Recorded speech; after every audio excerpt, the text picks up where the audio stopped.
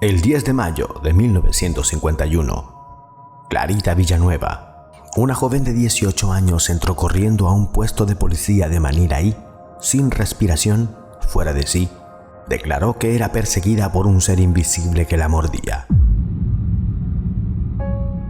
A la vista de todas las mordeduras de sus brazos y de sus piernas, los policías llamaron a un médico quien, cuando vio a Clarita, alzó los hombros y dijo que no valía la pena de molestar así a un médico con tanta urgencia para una pobre loca epiléptica.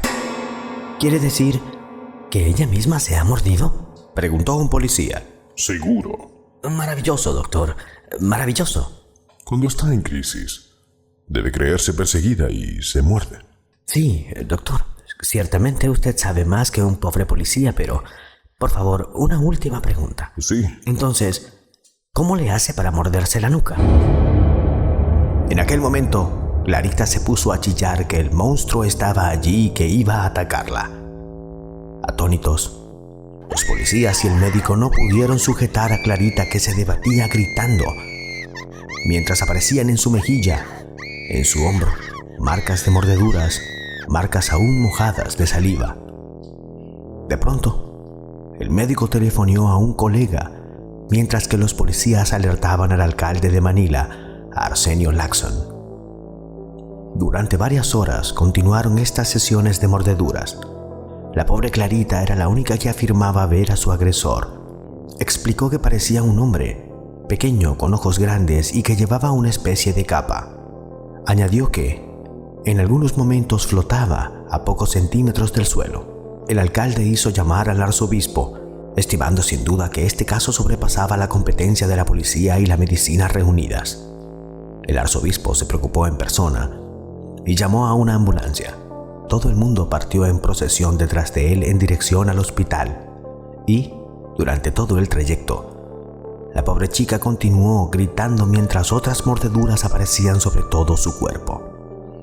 Una vez en el hospital, los ataques cesaron, pero hicieron falta algunas semanas para cuidar y curar las mordeduras de Clarita, pues algunas se habían infectado. La doctora Mariana Lara, que había asistido a los ataques del monstruo invisible y que cuidó de la joven a continuación, declaró que la única explicación posible era la de la víctima.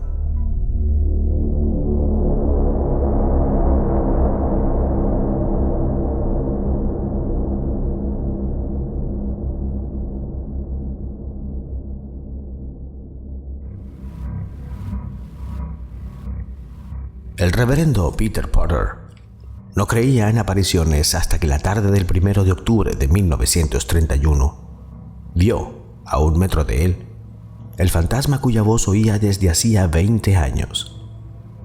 Por primera vez supo de quién era la voz que gemía: ¡Socorro! ¡Dejadme salir! Cada vez que atravesaba el pequeño cementerio lindante con la iglesia y el presbiterio. Estaba terminando el borrador de su sermón para el domingo próximo, sentado en su despacho frente a la ventana que daba a las tumbas más antiguas del pueblo. Empezaba a caer la noche y fue al encender la lámpara cuando una sombra apareció en la ventana. Y alzando la cabeza, el reverendo Potter reconoció perfectamente el rostro lívido de Dennis Pratt, un hombre al que había enterrado en 1911.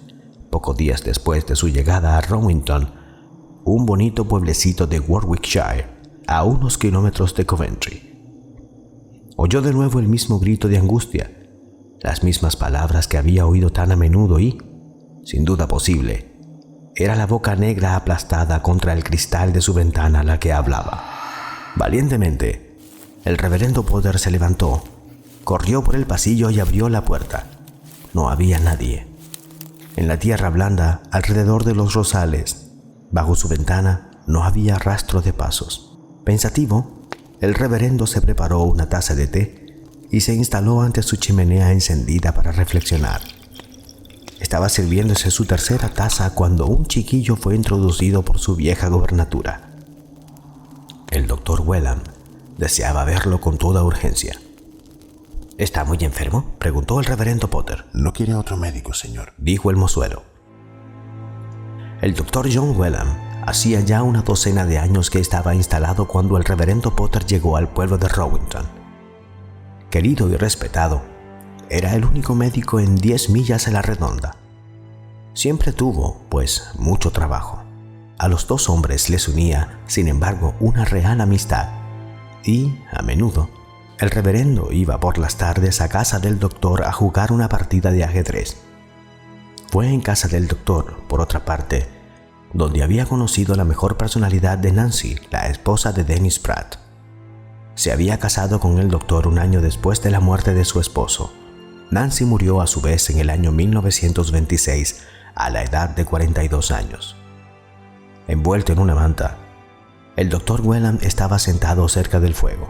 El reverendo Potter le miró un momento por la ventana antes de entrar. Cuando llamó y entró unos minutos más tarde, dijo: John, esta tarde soy yo el que manda aquí, pues usted está enfermo esta vez. He enviado a aquel mozuelo a Coventry a buscar a uno de sus colegas y, mientras llega, me instalo aquí. Gracias, padre, pero es inútil. Antes de mañana todo habrá terminado. Le he mandado a llamar porque quería hablarle de una cosa bastante desagradable. Es sobre Dennis Pratt, que fue su primer cliente, creo yo, para el otro mundo. Sí, John, justamente. Quería pedirle, ¿de qué murió? Es lo que quería contarle. Quizá no sea necesario, John, sugirió el reverendo Potter, sintiéndose de pronto inquieto. Sí, Dennis Pratt está muerto. En fin, murió alrededor del 15 de abril del 1911. Sí, desde luego. Yo llegué a finales del mes de marzo de aquel año. ¿Y usted no conoció a Dennis Pratt? Era un hombre que estaba violentamente celoso de su esposa y que, a consecuencia de esto, le hacía la vida imposible. Era tan desgraciada que fue a consultarme un día que él marchó a Coventry. Pero Dennis se enteró y al día siguiente fue a verme. Deseaba saber si su esposa me había revelado el nombre de su amante. Intenté calmarle, pero con un hombre como Dennis, lo que tenía que llegar llegó. Y Nancy, cansada de ser acusada injustamente, de ser maltratada, incluso físicamente, se echó a un amante. Pero, John, en fin, ¿por qué me cuentas estas cosas que deben resultarle penosas? Ciertamente, pero es necesario que usted lo sepa. No quiero pensar en el día que Nancy se marchó a visitar a su madre cerca de Leamington, cuando Dennis Pratt me hizo llamar. Estaba en cama a consecuencia de una bronquitis desde hacía una semana. Deseaba que le ayudara a simular que estaba muerto durante 1 hora o 2, el tiempo justo para ver lo que haría su mujer, pues estaba persuadido que desde el instante en que ella le creyera muerto, correría a buscar a su amante. Y usted se rehusó, naturalmente. No. Acepté. También acepté a vigilar los actos de la señora Pratt. Le preparé una poción a base de opio y se la di, explicándole que dormiría como una marmota durante 24 horas, pero que durante 2 o 3 horas tendría toda la apariencia de la muerte. Pero, John... Déjeme terminar. La poción era verdaderamente mucho más fuerte de lo que le había dicho y yo sabía que, aunque volviera en sí, estaría, sin embargo, en estado de coma durante varios días. ¿Y quiere decir que...? Sí, firmé su certificado de defunción y me ocupé personalmente de sus funerales, sabiendo perfectamente que no estaba muerto. Pero, ¿por qué, John? Porque yo era el amante de Nancy Pratt y era el único medio de salir de aquella situación y proporcionarle una vida normal, decente. Dios mío. Esto no es todo, padre. Al día siguiente, y a los 2 días de su entierro, oí gritar a Dennis Pratt pidiendo auxilio y no hice nada.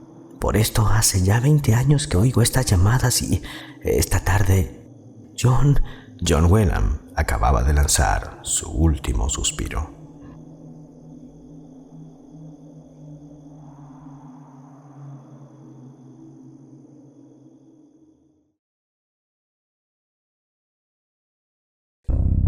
El 4 de abril de 1953, en pleno día, un hombre intentó penetrar para robar una casa de Chicago, cuyos ocupantes se hallaban ausentes.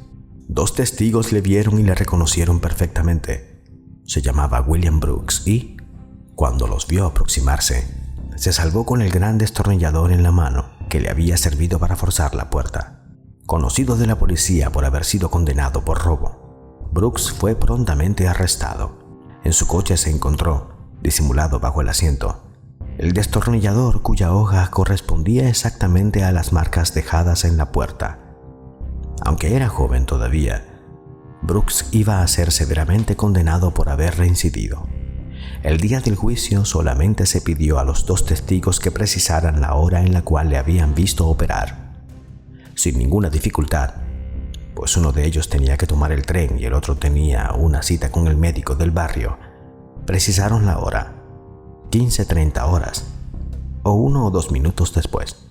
A las 15:30 horas, el día de la tentativa del robo, William Brooks se encontraba a unos 20 kilómetros de Chicago, en la oficina de reclutamiento donde había sido desmovilizado unos meses antes.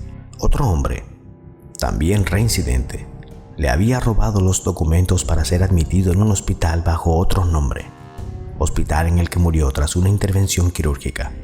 Brooks fue expresamente para probar que no podía tratarse de él, ya que estaba bien vivo. El oficial que le recibió llegó para atestiguar y, a fin de probar que no se equivocaban de fecha, presentó los resguardos de 2 telegramas con hora y fecha de depósito que había expedido aquel día para pedir otros datos sobre Brooks.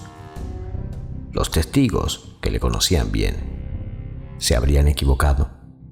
Habían intentado cargarle el muerto. Brooks logró fabricarse una maravillosa coartada, o bien, ¿se hallaba Brooks al mismo tiempo en 2 lugares distintos?